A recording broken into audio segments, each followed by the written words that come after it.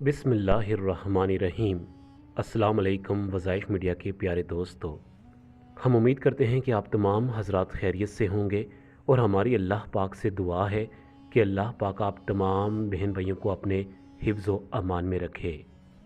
प्यारे नाज़रीन, कुरान पाक में मौजूद एक आयत जो कि मुक़द्दर बदलने वाली एक हैरत अंगेज़ आयत मुबारका है, जिन्हें दुनिया में बहुत कम लोग इस आयत मुबारका की फ़जीलत और अहमियत के बारे में जानते हैं। इसके साथ हम आपको नबी करीम सल्लल्लाहु अलैहि वसल्लम के बारे में एक ऐसे वाक़ये का भी ज़िक्र करेंगे जिसमें आप सल्लल्लाहु अलैहि वसल्लम ने खुशखबरी सुनाई है। आप नबी करीम सल्लल्लाहु अलैहि वसल्लम की ये खुशखबरी भी सुन लें। प्यारे नाज़रीन, आज की वीडियो इंतहाई दिलचस्प और ख़ास है। अगर आप कुरान पाक की एक आयत मुबारका जो मैं आपको बताने जा रहा हूँ ये पढ़ लेते हैं, ये इतना बड़ा राज है जो कि कुरान पाक में मौजूद है। ये एक ऐसा खूबसूरत राज है जो कि आपकी दुनिया की हर रुकी हुई हाजत को इंशाअल्लाह अल्लाह की बारगाह में कबूल व मंजूर करवा देगा। कोई ऐसा काम जिसे आप नामुमकिन समझ बैठे हैं, इंशाअल्लाह इस अमल की बदौलत वो आपका काम मुमकिन में बदल जाएगा। आपके घर में रहमतें, बरकतें और रिज़्क़ का ढेर ही ढेर लग जाएगा। प्यारे नाज़रीन, कुरान पाक एक वाहिद ऐसी किताब है जो कि हर घर में मौजूद होती है। चाहे कोई अमीर से अमीर तर हो या गरीब से गरीब तर हो, हर किसी के पास कुरान पाक मौजूद रहता है। ये किताब नबी करीम सल्लल्लाहु अलैहि वसल्लम को अता किए हुए मौजज़ात में से एक बहुत बड़ा मौजज़ा है।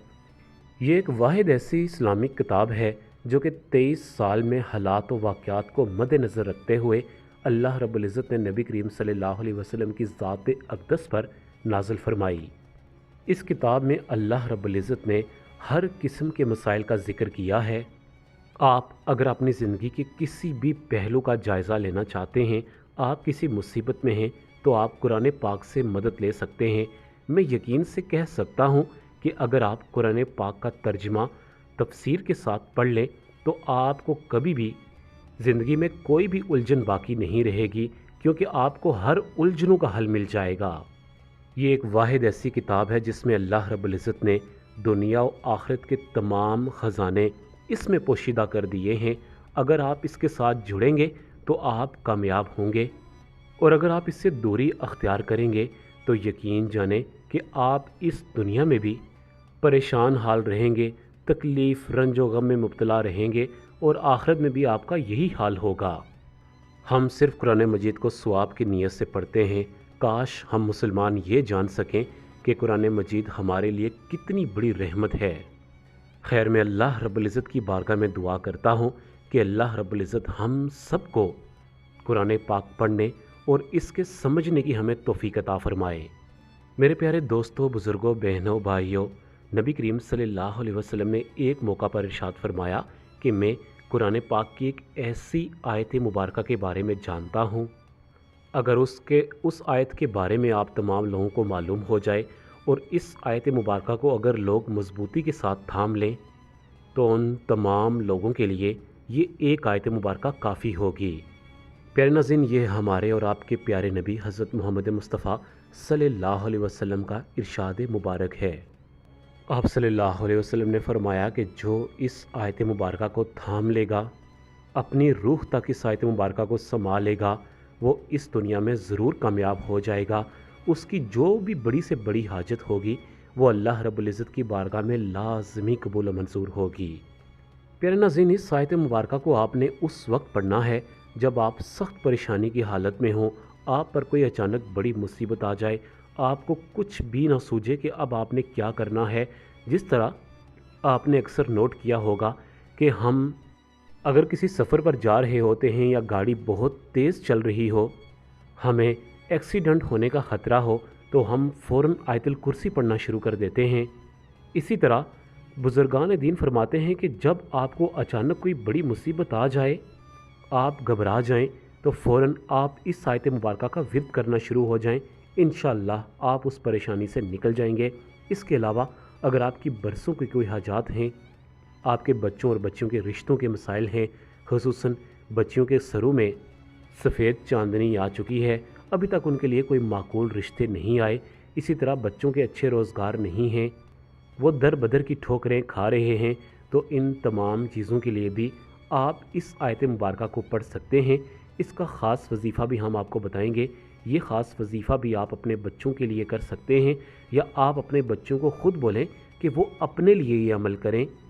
ہو سکے تو اس عمل کو تہجد کے وقت کریں، کیونکہ وہ بڑا ہی خوبصورت وقت ہوتا ہے۔ لیکن اگر وہ کسی مصروفیت کی بنا پر تہجد کے وقت نہیں اٹھ سکتے تو اس کے بعد بہترین وقت آپ مغرب کی نماز کے بعد اس عمل کو کریں۔ انشاءاللہ یہ عمل آپ کو ضرور فائدہ بخشے گا۔ پیارے ناظرین، وہ آیت مبارکہ میں تلاوت کرنے جا رہا ہوں، آپ اس آیت مبارکہ کو غور کے ساتھ سن لیں، کیونکہ آپ نے اسی آیت مبارکہ کا وظیفہ کرنا ہے۔ بسم اللہ الرحمن الرحیم۔ وَمَن يَتَّقِ اللَّهَ يَجْعَل لَّهُ مَخْرَجًا وَيَرْزُقْهُ مِنْ حَيْثُ لَا يَحْتَسِبُ۔ ایک مرتبہ پھر سن لیں، بسم اللہ الرحمن الرحیم۔ وَمَن يَتَّقِ اللَّهَ يَجْعَل لَّهُ مَخْرَجًا وَيَرْزُقْهُ مِنْ حَيْثُ لَا يَحْتَسِبُ۔ اس آیت مبارکہ کا آپ نے وظیفہ کرنا ہے۔ اگر آپ تہجد کے وقت اس کا وظیفہ کرتے ہیں تو سب سے پہلے آپ 2 رکعت نماز صلاۃ الحاجت پڑھیں۔ اس کے بعد آپ جائے نماز پر بیٹھ جائیں۔ 41 پر آپ اس آیت مبارکہ کو پڑھ لیں۔ اول و آخر 3 مرتبہ درود ابراہیمی یعنی نماز والا درود پاک پڑھیں۔ جو بھی آپ کو درود پاک آتا ہے وہ آپ پڑھ سکتے ہیں، لیکن ہم آپ کو یہی کہیں گے کہ سب سے بابرکت درود ابراہیمی ہے، آپ اسی درود پاک کو پڑھا کریں۔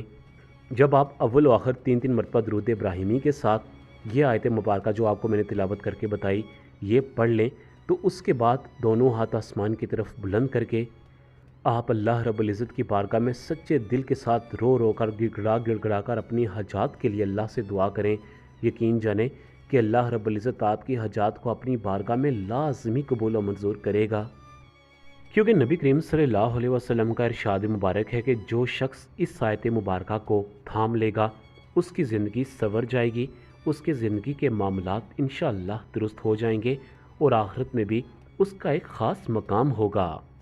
پیارے ناظرین، یہ قرآن پاک میں چھوٹے چھوٹے راز ہیں جن کی بڑی اہمیت اور بڑی فضیلت ہے۔ ہمیں ان تمام رازوں کے بارے میں لازمی جاننا چاہیے۔ یقین جانیں کہ جب بھی آپ کو کوئی مصیبت آئے آپ فوراً اس آیت مبارکہ کو پڑھنا شروع ہو جائیں۔